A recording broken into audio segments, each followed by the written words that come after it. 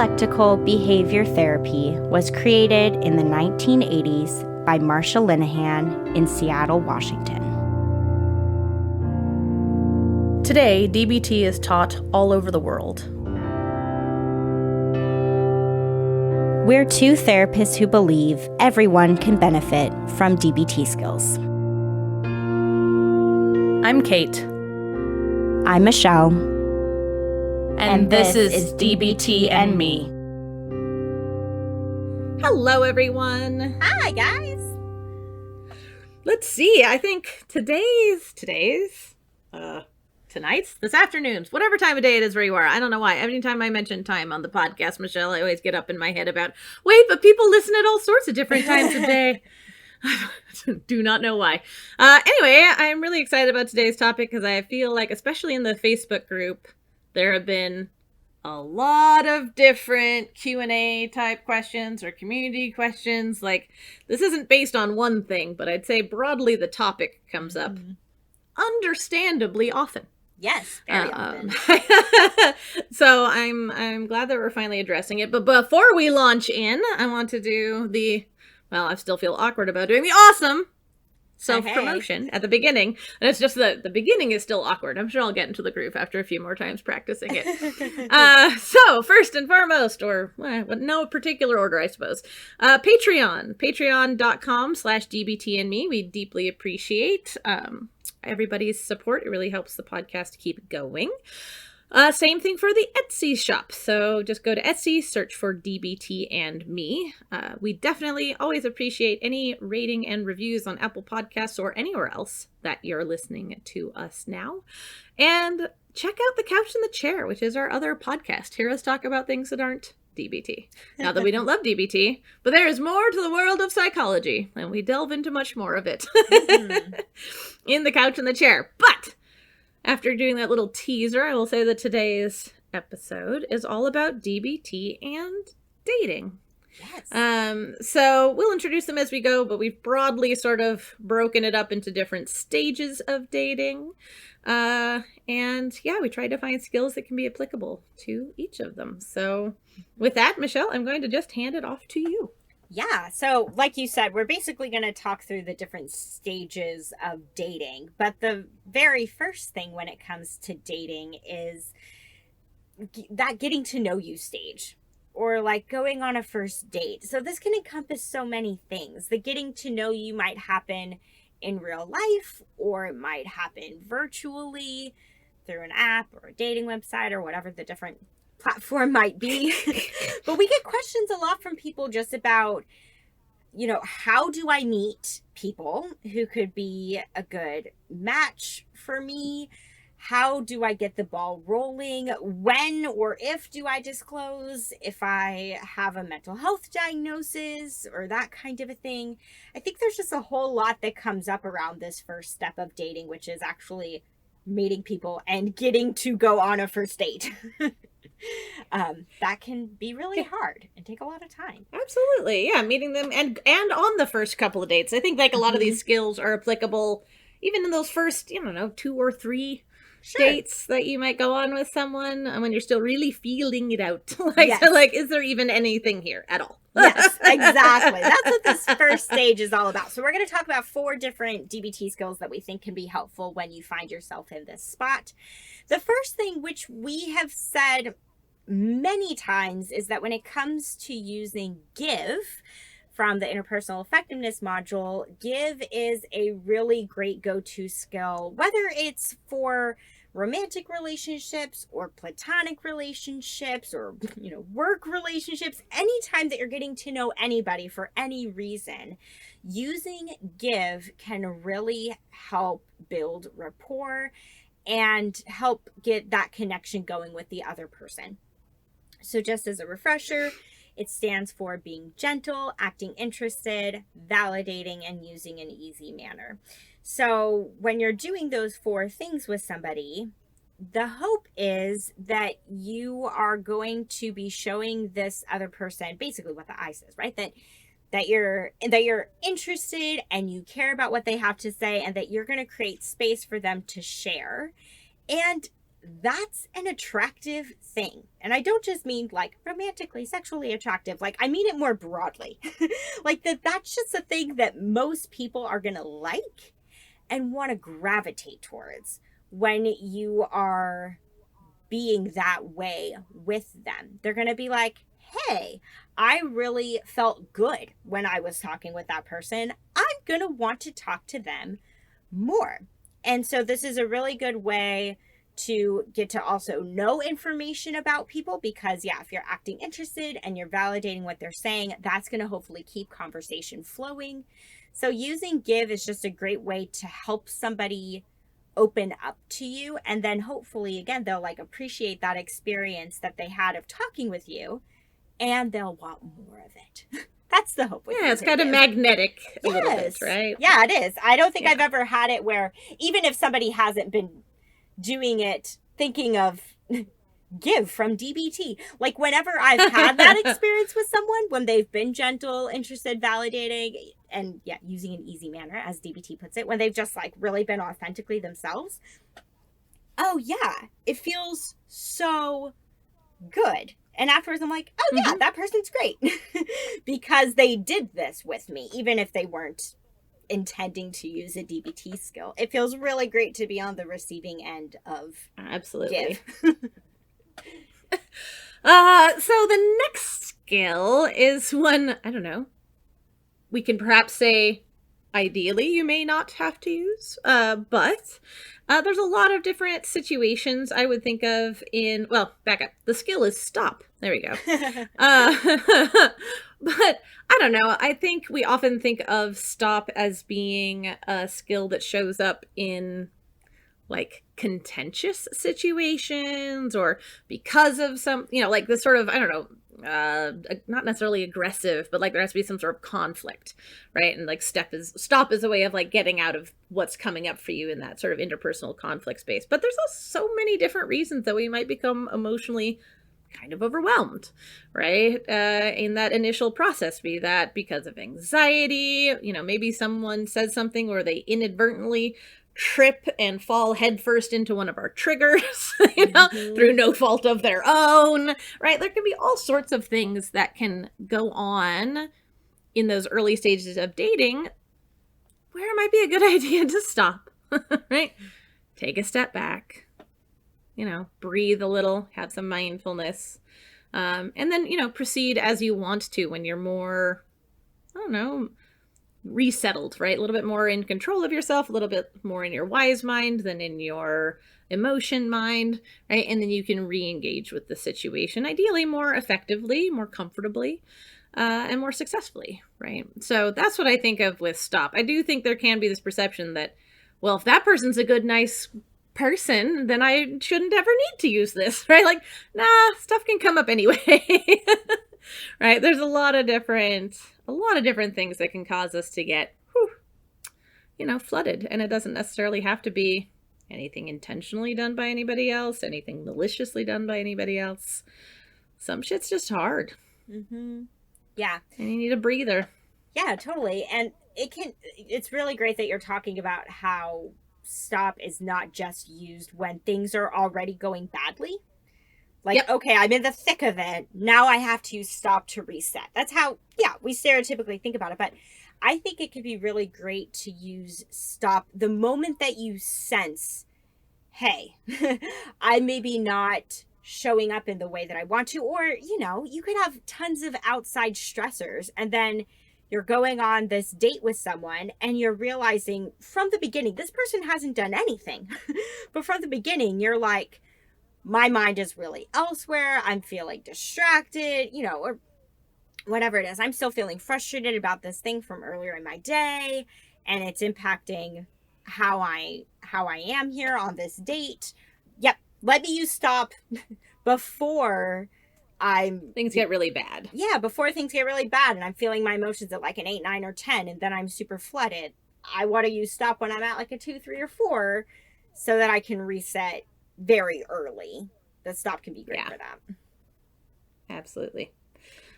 Okay. You're next. Yes, I am. So the next skill we thought about was opposite action. And really, specifically probably opposite action for fear, anxiety, worry, overwhelm, that family of emotions, because that's so common when we're getting to know people, either in like a group setting, like if you're going to, I don't know, some kind of social event and meeting people there, or going on a one-on-one first date with someone. It's so common and normal and natural to be anxious. But a lot of times, right, what does fear, anxiety, like what does it tell us to do? It tells us to fight, flee, or freeze. Yeah. And ideally, we don't want to do any of those things when it comes to dating. We want it to be that even if the situation is invoking fear within you, that you have a way to remind yourself, this is not actually scary. This is not actually bad. I'm not actually in any emotional or physical danger. I can do this and go with it, even if I'm really nervous and really scared. So opposite action is a great skill to use to basically, as Kate says it sometimes, Nike it, right? Just do it. Yep. Especially, I think of this too as like, because we were just talking about stop. So if you're using stop and then you're able to, while you're using stop, really get into your wise mind, to incorporate that in here and think to yourself, okay, is this date actually going badly? Is this person actually sending me red flags? Like, do I really need to leave? No, probably not. We hope anyways. No. So you're also doing a little bit of check the facts. Check the facts. Well. I was going to say that. You're doing all of the DBT skills, and then it's going to result in perhaps you choosing opposite action and deciding to stay. And the biggest opposite action for fear is to approach the thing that you are afraid of. As long as it's not actually going to harm you physically, emotionally, psychologically, to approach rather than to avoid, which is what the fear is going to tell you to do. So we know that on first dates, you're probably going to need a good dose of opposite action so that you're able to work through your nerves that you're probably going to feel and hopefully have the date go well so that you can enjoy yourself. That's what we hope for. But it's going to take some opposite action to get there more than likely, rather than giving in to what the anxiety is telling you to do, which is like, I just might not even show up. Well, we want you to show up, and opposite action is how you do that. Yep. Yeah, and keep showing up, right? Mm-hmm. Right, like not try and duck out early, try and not be so hesitant, hemming, hawing, not sharing, like really this idea of approaching again and again and again, I think sometimes throughout a date, depending on how high someone's anxiety is. Yeah, there's like all persistent. The way opposite action, I think it talks about. Yep. So yeah, that's what you're getting at there very nicely. Yep, and keep doing it, right? Mm-hmm. The turning the mind or whatever. That's with willfulness. Never mind. We're just throwing out all the DBT skills that aren't all in our notes them. At all. You're going to do all of these things. How many can we name in one night? Well, to throw another one on the pile, the last one for this segment, and honestly, it's almost been a part of the other ones, sneakily, as it usually is with most DBT skills, but is mindfulness, right? In a number of different ways, right? One of the, a lot of this has been talking about the anxiety that people often get on first dates or early dating. And anxiety does such an amazing job of taking us out of the present, right? We're worried about how this is going to go, how this is going to end. When is it going to end? What are they going to say next? What about tomorrow? What if they don't call it, right? We future trip like crazy people, right? Like just like to no end. Or sometimes maybe, what if this goes like my last person? What if, right? Like we can be doing some past stuff too, right? But there's a lot that's happening that can take us out of the present. And so one of the main things I think about for using mindfulness in this context is to stay here, right? Stay here. Don't worry about how this is going to turn out in, 24 hours or 24 years, right? Don't necessarily be remembering your past ex and how fucked up that person was, right? Try and be here, right? With this person in this moment, right? And that's going to make the experience so much more rich, right? So much more nuanced and impactful. You're going to have a better chance of actually knowing who that person is if you're actually paying attention and you're present while you're interacting with them. It'll all often help to, calm or center or soothe or ground us a little bit, because we're not, flipping all over the place between our anxieties. Right? We can sort of stay on one channel a little bit better. And with a lot of that, like non-judgmental, not clinging to things, like just letting whatever happens happen and being there for it, right? Is going to improve the experience and make the experience more helpful. Even if it ends up not being a good experience, it's still a good idea, mm-hmm. Right? Because, you were there for that experience and you were seeing it pretty clear-sightedly instead of like, well, was that actually a bad experience or was I just up in my head the whole time? Mm-hmm. So yeah, mindfulness. Mm-hmm.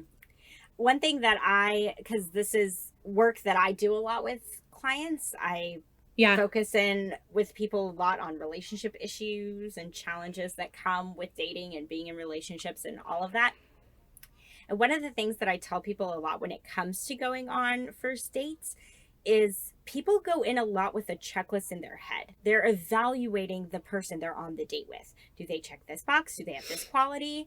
So they're asking questions, hoping for certain answers, because they already have criteria in their head of what they're looking for from a potential partner.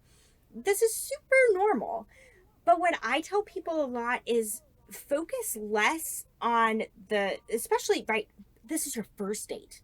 You'll have time to get to know all of this stuff about the person. But on the first date, rather than focusing on, well, how old are they and what do they do for work and what's their level of education and blah, blah, blah, blah, blah, and all of that stuff, I want you to focus on how you feel when you're with them. What's your inner experience? Yep. What are your emotions? How does it feel to just sit with this person? Or how does it feel to just talk with this person? Are you laughing and enjoying yourself? And not thinking about the clock? Or are you constantly like, when is this going to be done? Sort of a thing. How do you feel with them more than about, do they check these boxes that are the things that I think I need in a partner? And mindfulness is a fantastic way to do that, to be able to make sure that you're checking in with yourself and noticing how you actually are feeling on the date. Because I'll ask people that sometimes afterwards. I'm like, so how did you feel while you were on the date? And they were just kind of like, oh, well, like, yeah, it felt good. And then they'll go on to talk about the other person. And again, like the things that they saw that they liked. And I'm like, but let's bring it back to you. Like, you're not actually talking about your experience, because a lot of times people aren't tuned into it. Yeah. And that can really come from a lot of anxiety, like we've already been talking about, or again, this focus on, the outcome. I want to know before we've even really started the date if I'm going to be going on a second date with this person. Yeah. Well, why don't you just be present, try to enjoy yourself no matter what you're doing, and then decide when the date's done rather than halfway through. Okay, on to the next part, I believe. Yeah. Okay. On to the next part. Great. Okay, so we're going to say that you've gone on a date or 2 or 3 with somebody, and let's say things are hopefully going well. And so then the next stage that people really encounter with dating is making that decision of whether or not to become serious with this person, whether or not to become exclusive, whether to keep dating. And just, you reach that fork in the road where it's like, okay, either we're both gonna be in this and we're choosing each other, or one or both of us are gonna be like, I don't think you're really for me, and go separate ways. But being at that fork in the road can be a really uncomfortable, difficult place to be when you're trying to decide what to do next. So the things that we typically see around this sometimes is that people are like, I've been going on dates with this person and I really like them. It seems to be going well, but yeah, I'm worrying about X, Y, and Z. What about this thing? What about that thing, right? The future tripping, like we've already touched on. Or people get really worried that the person that they've been going on dates with, even if it's going well, that, you know, what if that person doesn't want to be as serious as I want to be? Like, I'm ready to be exclusive, but what if they're not? There can just be a lot of uncertainty here.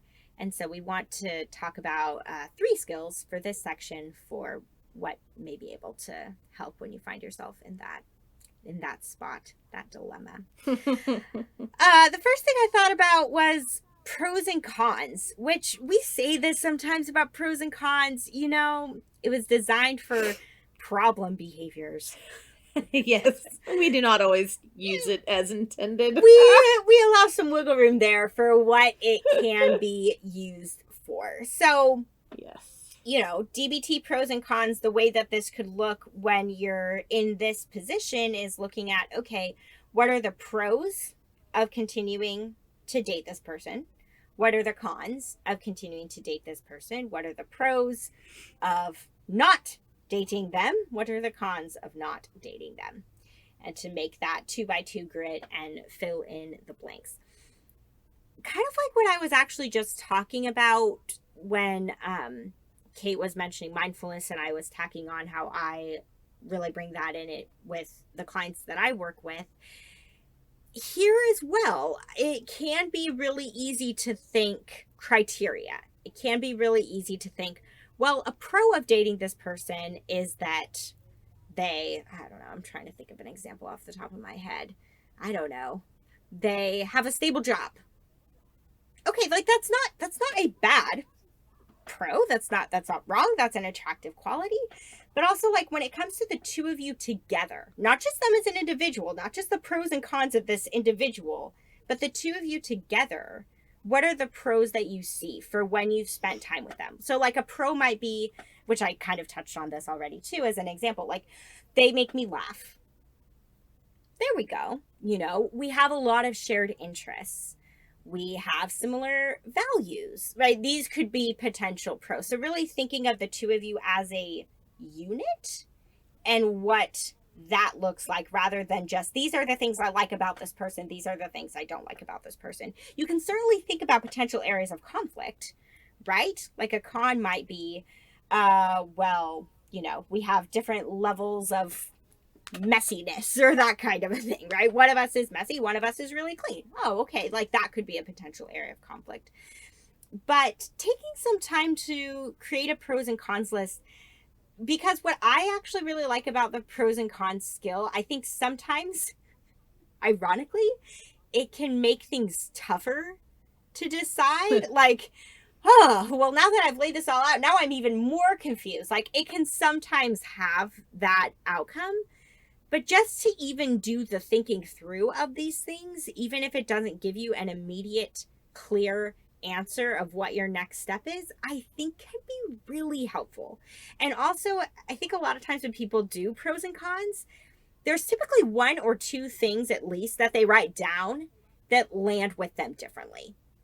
Like, there are a couple things that you might write down that as you think of them or as you write them down, you recognize that those things pack a little more punch than maybe some of the other things that you've written down. And that's something to pay attention to, is again, just kind of noticing what comes up for you as you're making your pros and cons lists.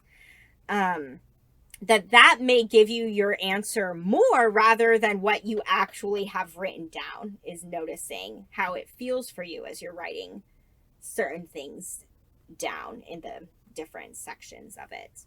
So pros and cons can be a good place to get your brain juices flowing about this other person. Well, and I think I like what you're talking about with the, like, see what carries more weight. Because I also think about, like, remember that this is your pros and cons. Yes. Not societal pros and cons, not your parents' pros and cons, not your best friend's pros and cons, right? This is what matters to you, right? Something that may be an enormous con in my book, it matters almost not at all to you, right? Or vice versa. So right? Like Michelle was saying, paying attention to what stands out for you and honoring that this is for you, right? This is based on what you value. Yep, be unfiltered and weight it according to your beliefs and values and needs and etc., who you are, and not, well, my mom always told me never to be with somebody who wasn't making $100,000 a year. I don't know, right? Right? No, it's your list. Leave them out of it.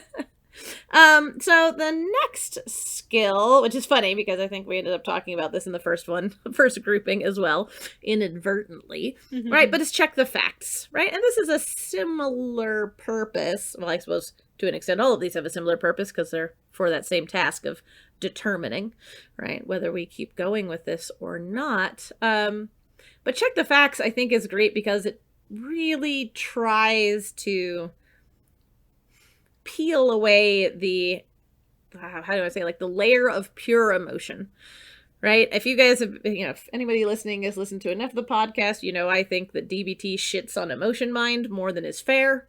I think there's a lot to be garnered from our emotions and honored about our emotions and things like that. But also we don't want them to be the only thing driving the bus, right? That gets real dangerous real quick. And so check the facts sort of is like, all right, let's keep looking at this, right? Let's look at this emotional response you're having. Does this fit the facts? And remember, right, there's opposite action for love. That's because love can be an emotion that isn't fitting the facts, right? So it, again, I do think check the facts is more commonly used for quote unquote negative or unpleasant, emotional states or experiences, but it doesn't have to be used that way, right? This can be like, all right, I feel head over freaking heels for this person. Let me sort of do a run through of this, right? Let me look at all of this stuff, see if this, like, okay, wow, I'm feeling really in love with them, but if I stop and really, really think about that, I don't know fuck all about them. Like, they never talk about themselves. Now that I really think about it, like, this is my hormones, right? This is some pheromonal shit, right? Like, my body awfully likes their body, but I don't know if I am as invested in them because I don't know them as well, right? Like, so there's all sorts of interesting information that can come up, whether you're evaluating a stereotypically pleasant emotional experience or a stereotypically unpleasant emotional experience. Check the facts is just a nice place to peel away, that one layer, which I think is funny because, you're talking a lot about how did you feel after the date? And I was there being like, also, don't only live in emotions, right? I think it's important to peel them back, look at what's underneath, and then you can put that layer back on and make your decisions, as Michelle will talk about in the next one. But it's good to have at least lifted them off and checked underneath. Right? Like, the car may look pretty on the outside, but you need to check the engine, right? So you can't just flippity floppity hoppity hippity about on the emotional layer. Ask someone who knows. I'm waving for those of you at home who cannot see me. I'm certainly guilty of not having done this in the past. Let's just say that. And so I know what can happen when your brain finally kicks online 6 to 12 months later when the pheromones have calmed down enough and the dopamine has dropped and you're like, what the fuck am I doing?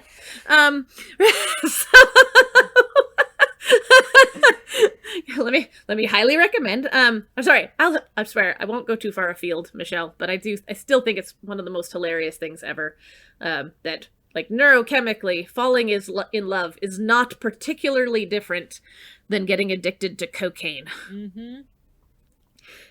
So next time you think you're making wise decisions when you're in the process of falling in love, just ask yourself, would I do this while in the midst of a pretty serious cocaine addiction?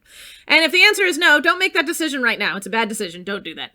I'm not saying never do that. I'm just saying don't do that right now. Wait until the drugs have subsided a little and the oxytocin is taken over instead of the dopamine. You're going to make much wiser choices. Or perhaps you could just use pros and cons and check the facts and some other things to be like, oh, right, there's more to me than the part that, is losing its mind to this chemical addiction in this moment. I'm a whole person. I'm not just led by my pheromones, God damn it. Well, because Except for we really are, but yeah, we really are in the beginning when we're falling for someone. It's just how it tends to go. But I mean, dialectically speaking, there is this dialectic with just about anything where both pros and cons and check the facts can really help us see the other side of the coin, which is that when you're getting to know somebody, when you're going on dates, all of that, there's some things that are probably going really great and really well, and also some things that probably don't feel so great and maybe are challenging and some bumps in the road.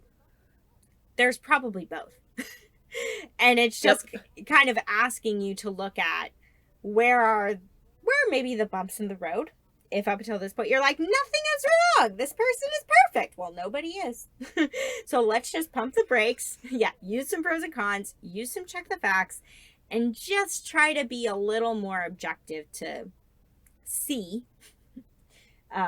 the other side of that coin that may be harder to look at, but is important to look at when you're deciding if you're going to become more serious with this person or not. It becomes important. Yeah. The final skill we're going to talk about for this part, which we've been alluding to a little bit, is wise mind. Use your wise mind. Because, as you were just talking about, Kate, I have up until this point been a little bit on the notice what you feel train. But I actually just thought about it in terms of wise mind. That's because I actually have a lot of clients that when they are going on dates in the early stages, they get really into reason mind. Really? Oh, you and I see very different clients. They go in very analytical and skeptical, and they are just like, I need to screen this person, and I need to try to find all their flaws right away so that I don't get hurt down the line. And they like put the person through their paces and treat it more like a job interview than a date. Wow. Yes. Oh man, all my people, I'm like, remember that you're in the middle of new relationship energy. You're not making wise choices right now. Slow your roll. That's my clients. So apparently we see slightly different people most of the time. We do. And it can truly go either way. Sometimes people really try to turn off their emotions because they get scared of falling for someone. So they're, especially if they have some relationship trauma in their past and stuff like that, they go into dates with walls up. And then there are other people, like you're saying, Kate, who go in with, referencing our boundaries episode from way back when, super porous boundaries, right? Open door. They go on the first date, it goes great, and they're like, I am all in. Okay.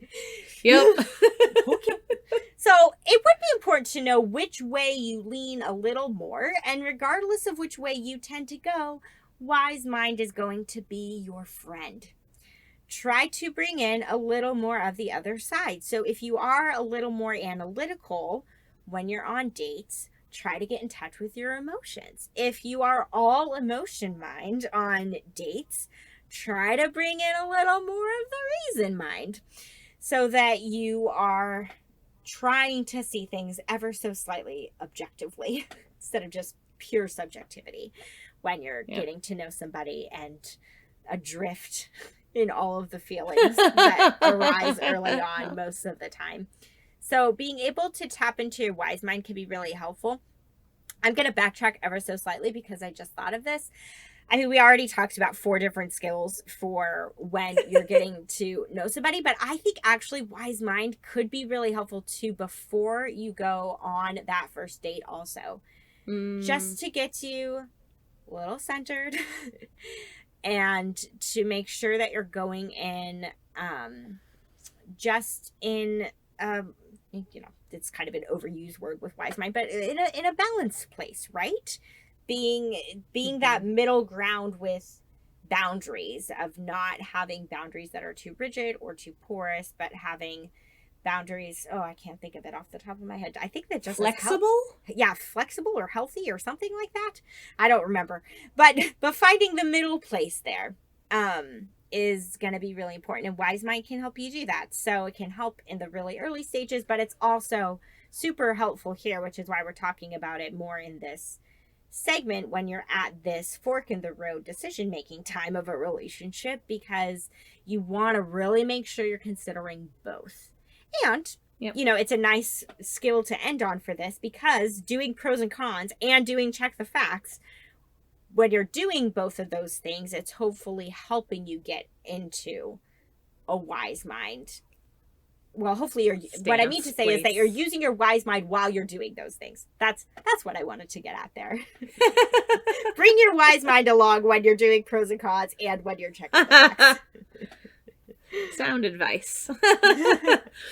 I don't think I have much to add to the wise mind thing. I think that all makes sense. So I think we're on to our last section. Arguably the hardest. Today. I know. A bummer. And also, I think statistically, the most common result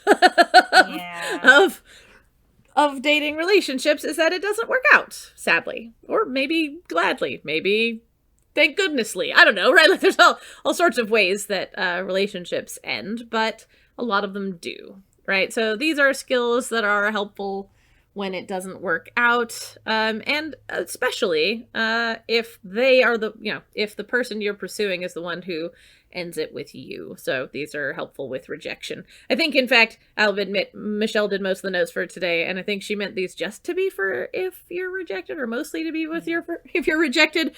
But I think it can go either way. As someone who is also dumped, I am afraid to say, my fair share of people over the course of my life. I don't even want to try and think of how many. You still go through a significant portion of similar emotions, right? Whether you go through that after you break up with them or sort of on the lead up to breaking up with them, right? As you're sort of processing beforehand, a lot of similar feelings come up, right? Because it still sucks most of the time, I would say, when something ends, right? There's an amount of a sense of loss that probably scales with how long you were with the person or whatever. But when things don't work out, and especially when you're the one getting left, these are some skills that we think are really useful for that. Unsurprisingly, given, I think, just what this is and that it's me doing it, the first skill that I think about here is self-soothe, right? I don't know, just be tender with yourself, right? I think there's a special kind of feeling to being even a little brokenhearted. Right? And, maybe you weren't dating this person for very long. So maybe it is only a little brokenhearted. But that's still its own flavor of emotional experience, and it's still hard. Maybe it's hard for a day because it was a short thing, and so it's a short mourning period, a short loss. Maybe it's weeks and months, or even years. Heck, not to put too fine a point on it, but I had a partner that I dated in college who I dated for 6 years, and I got sad about losing that relationship for every fall for the next 10 years, probably. Right? So, whatever the time span, it's still something that, broken hearts need tenderness, right? They need gentleness. They need soft things, right? They need to be treated, given padding, right? Helped to be, patched up a little bit and given space to heal in. And so I absolutely think of self-soothe first when I think about, especially the pain of being rejected, right? As you were, saying in the notes, Michelle, that, I don't know, it's just, it doesn't, you can even have been thinking about being done with someone, but there's this feeling to being rejected also that is different than anything else. And you're going to need some tending to after that. And sometimes we're the only ones there to tend to us. Right? And so, ideally, we've talked about self-soothe enough in other episodes. I won't go into it too much. Just to say, try and remember the things that have comforted you in the past and turn towards those. Right? Hopefully by now, maybe you know sort of what your self-soothe go-tos are. And I know this is, I think the skill that Michelle is going to speak on? I don't know, whatever. Either way. Next.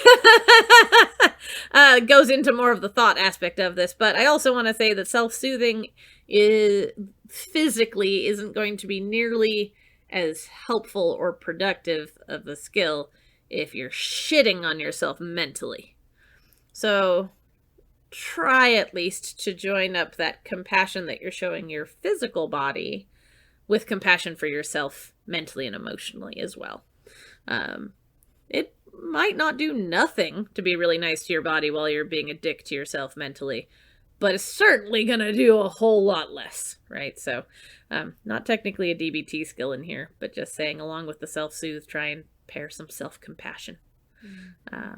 Because if you're trying to take care of your body while being like, see, I told you no one loved you, right? This is not be very limited usefulness, right? So pay attention to your thoughts too when you're doing self-soothing. They're impactful. So don't ignore the mental aspect, I guess is what I would say for that. Definitely. What I was just thinking of as you were talking about self-soothing, because a lot of times I think of self-soothing as the thing that we need when we're grieving, no matter what it is that we're grieving. And if it's helpful, we released an episode on our other podcast, The Couch and the Chair, about disenfranchised grief. And when a romantic relationship ends, that's definitely, there can be grief that comes with that. And disenfranchised grief is grief specifically that isn't always recognized or honored culturally or by society. And I think when it comes to, when you're specifically on the receiving end of a breakup, like when someone ends things with you, a lot of times the messages that we receive are like, well, they weren't good enough anyways, you don't need them, just get back out there. Or especially like you were saying, Kate, if the relationship ends pretty early on, a lot of times people won't understand if there's grief that comes with that, where they're like, you only went on 2 dates, like what's the big deal, why are you still talking about this person 3 months later? That kind of thing. You can get just a lot of messages that your grief is wrong or your grief is bad in some way. And so that's why inappropriate. Yeah. And that's why self-soothing is so important, because you need to make sure that you're honoring your grief. If nobody else around you is going to understand it or recognize it, you still need to do that for yourself in order to actually heal from what happened.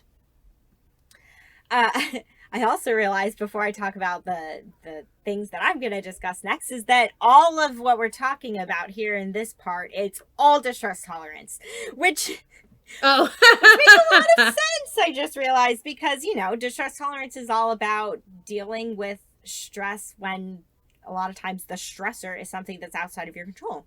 If somebody has said to you, hey, I don't think we should keep seeing each other, it's not much what are you going to do with that. So that was just something interesting I realized. But I'm going to kind of talk about 2 in 1. So Kate just talked about self-soothe. I'm going to talk about accepts and or improve when coping with a romantic relationship ending. It really just depends on what feels most helpful for you and what feels like a better fit. They both have their merits here. Accepts is all about distraction. I think accepts is especially good in the short term. So what I mean by that is, let's say you have an evening at home and all you want to do is call them, or all you want to do is look at their social media, and you're just trying to resist the urge to do that. Accepts is going to be your friend to hopefully get you through that evening while you have that urge. So we've talked about this a little bit, I feel like in a Q&A somewhere, but doing accepts things can be sometimes a good way to ride the wave or urge surf if there's something that you're really wanting to do. So if that's what you're struggling with, is just, I really, really, really, really, really want to reach out to them, distract yourself. Use accepts. There's 7 different things to choose from.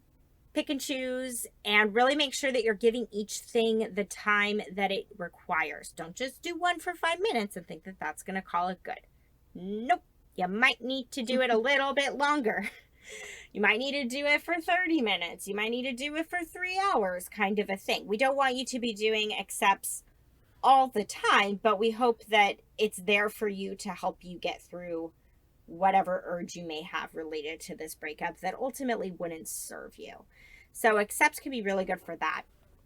Improve has a different flavor. Like Kate was alluding to, improve is more about how are you thinking about or how are you viewing this stressful situation. So in this case, how are you viewing it?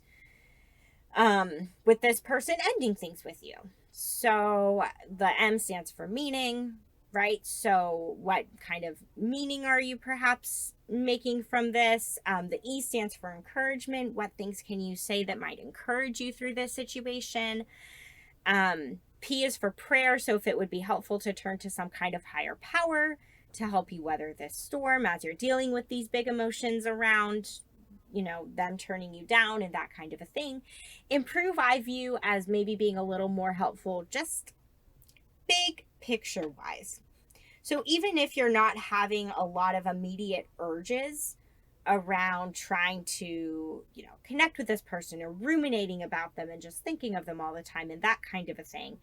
But if you're like, well, okay, I'm coming to terms with the breakup or with things not really working out, but like something just feels like it's kind of lingering for me.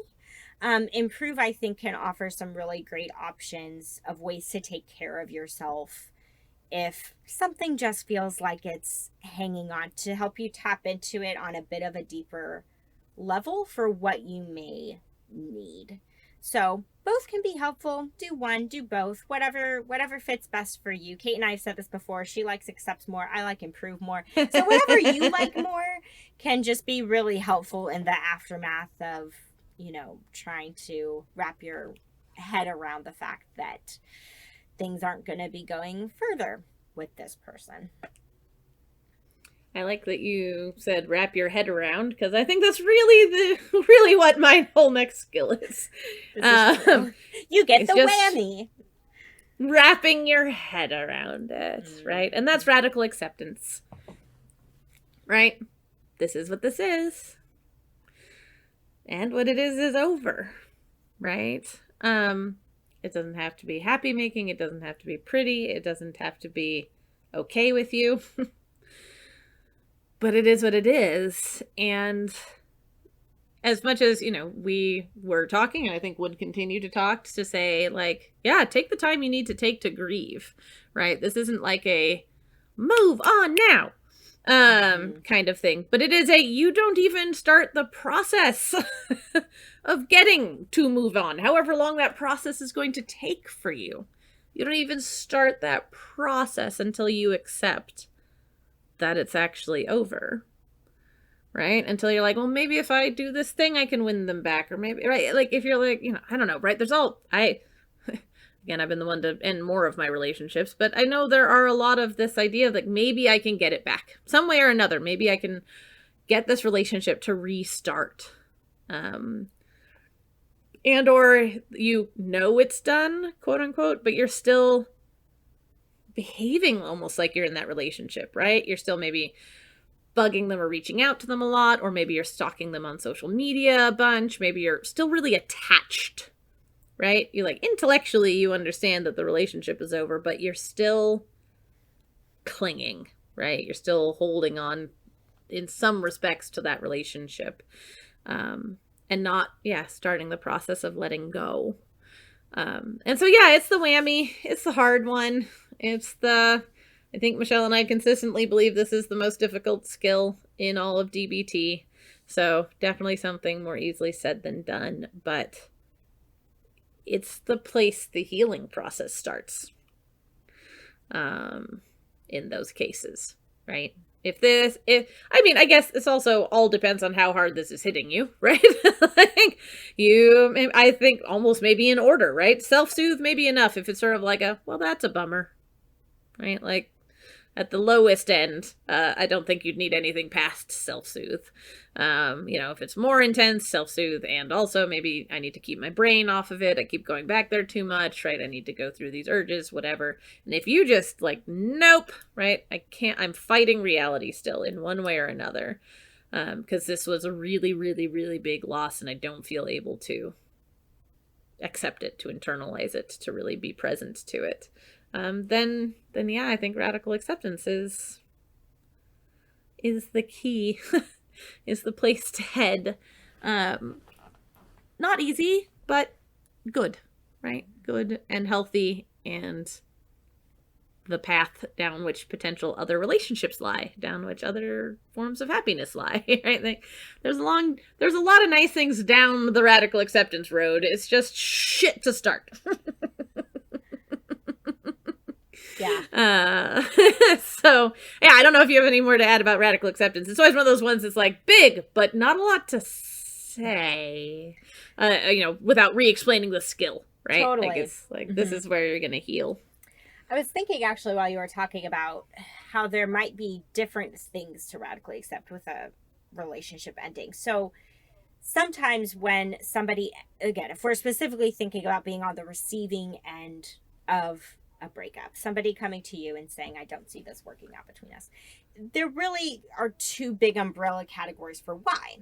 Sometimes they say it's because of external circumstances. They might be like, well, this isn't going to work out because I just think we live too far apart. Or this isn't going to work out because I'm just too busy with working and going to school or whatever. They have some external circumstances that they cite as the reason for why they don't think this relationship with you could be successful. And it can be so easy to want to deny that. To be like, no, we can make it work. We can make it work. I'll drive to visit you like 3 times a week. It's okay, or but we can see each other on this day. Like, it'll be fine. Like, you want to deny the external circumstances.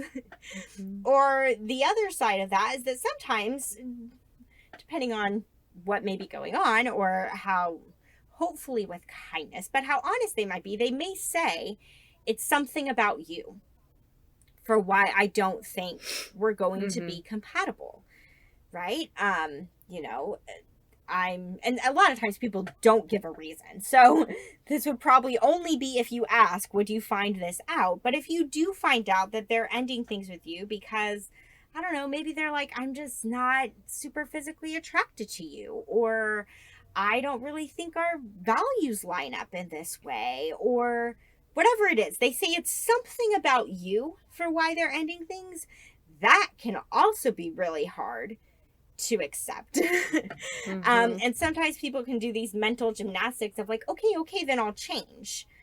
Rather than just being like, okay, that's a thing about me or how the two of us mixed that just didn't work. And I just need to accept that we weren't going to mix very well, rather than try to deny who I am to try to fit who I think they're looking for in some way so that the relationship can continue. You might need to do some radical acceptance of, either external circumstances or just recognizing that, okay, this person is telling me we're not a good fit, and I'm going to stop trying to make us fit together. Yeah. Yep. I like it. Okay, so we're going to wrap up. I think that one went relatively fast, did it? Or am I making shit up? Sometimes I feel like things went pretty fast. We've been recording for less than an hour. So it's probably going to be about an hour when we wrap things up. Okay. It's a nice length for an episode. Terrible.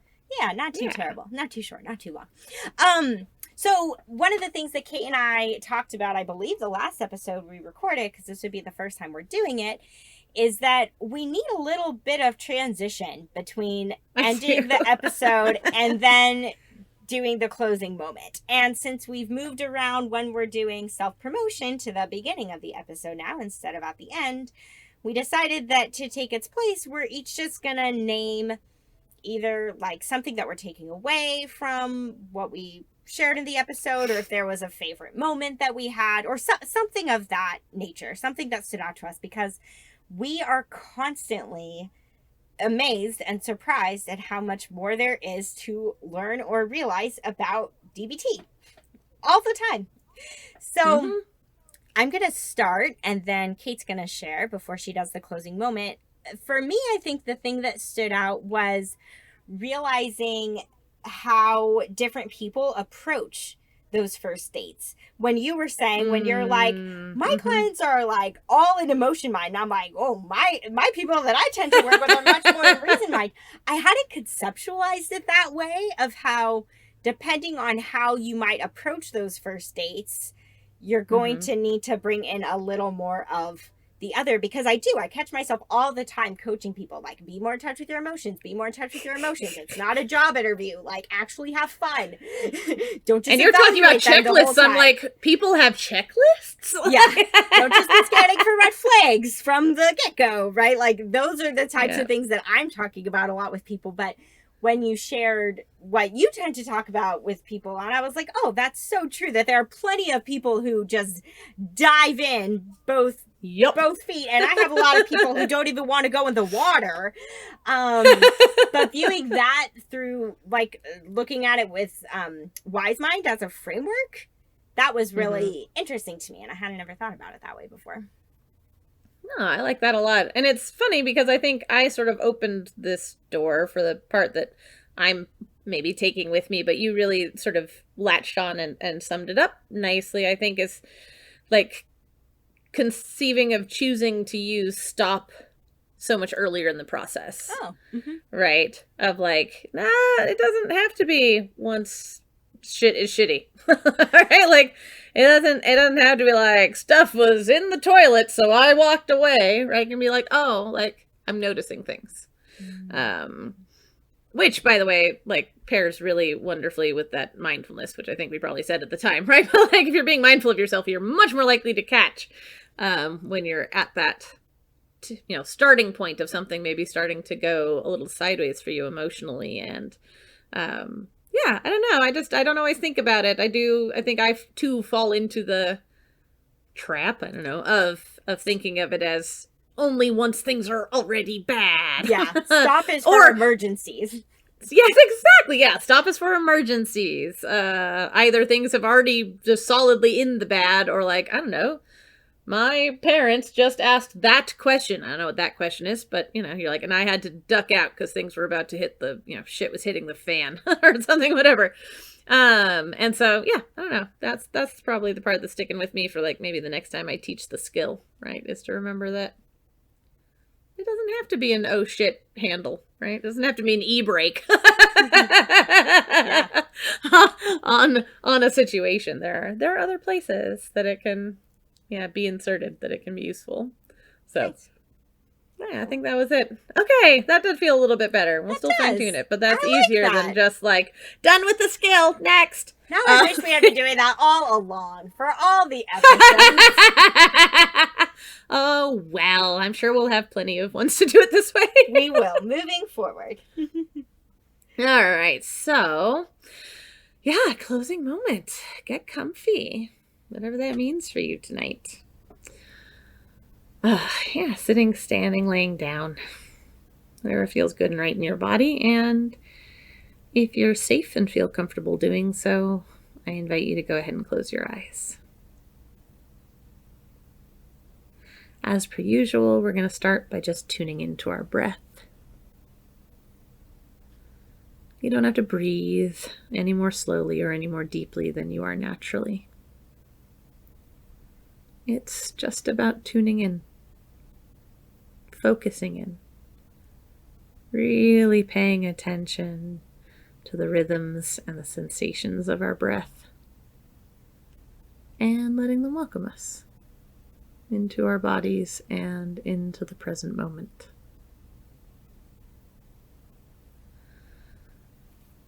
So for this closing moment, I'm going to go ahead and read 5 different relationship-oriented affirmations to you.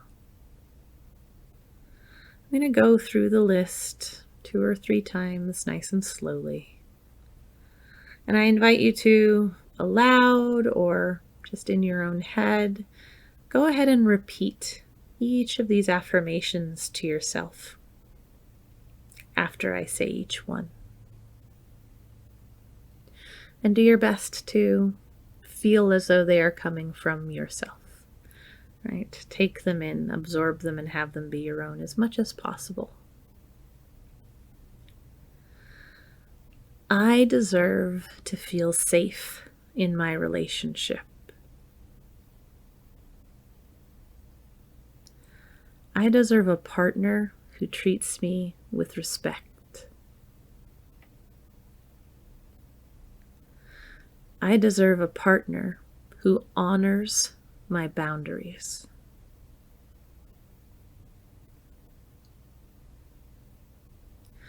I deserve a partner who listens to me. I deserve to be loved.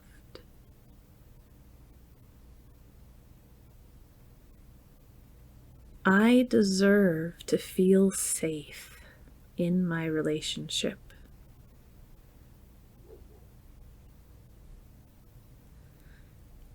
I deserve a partner who treats me with respect.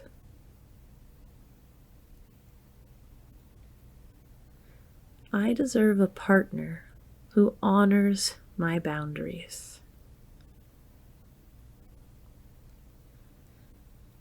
I deserve a partner who listens to me. I deserve to be loved. One last time through. I deserve to feel safe in my relationship.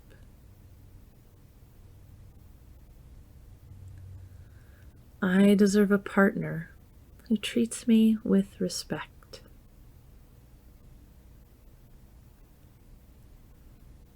I deserve a partner who honors my boundaries.